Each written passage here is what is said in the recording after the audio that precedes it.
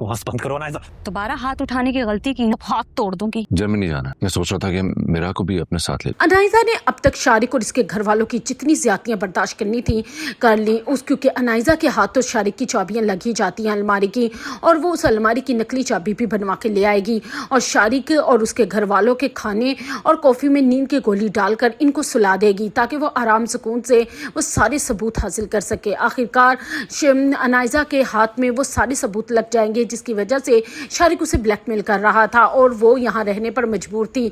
सब सबूत लेकर वो आखिरकार अपनी माँ के घर वापस चली जाएगी और जैसे ही शारिक और उसके घर वालों को होश आएगी तो उसकी माँ तो हैरान ही रह जाएगी कि वो खाना खाते इतनी देर कैसे सो गए।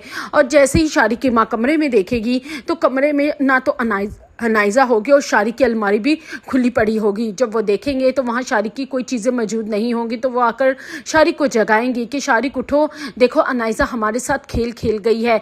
शारिक को भी होश आएगा और देखेगा कि कुछ भी नहीं है और अनाइजा सारे सबूत ले गई है तो शारिक को बहुत गुस्सा आएगा और फिर शारिक अनाइजा के पास गुस्से की हालत में जाएगा और उससे सवाल करेगा कि उसकी हिम्मत कैसी हुई कि वो उसके साथ ऐसा करे। उस पर हाथ उठाने लगेगा तो अनाइजा अब की बार उसका हाथ रोक कर उसे कहेगी, खबरदार जो आज के बाद मुझ पर हाथ उठाया वरना तुम्हारी खैर नहीं, क्योंकि अब तुम्हारे पास ऐसा कोई सबूत नहीं जिसकी वजह से तुम मुझे ब्लैकमेल कर सको। और शारिक को जलील करके अनाइजा और उसकी माँ घर से निकाल देंगे और दूसरी तरफ असफन मिरहा के साथ अपना हनीमून प्लान करेगा और जर्मनी अपने ऑफिस के किसी काम से जाने के लिए मिरहा को भी साथ ले जाएगा।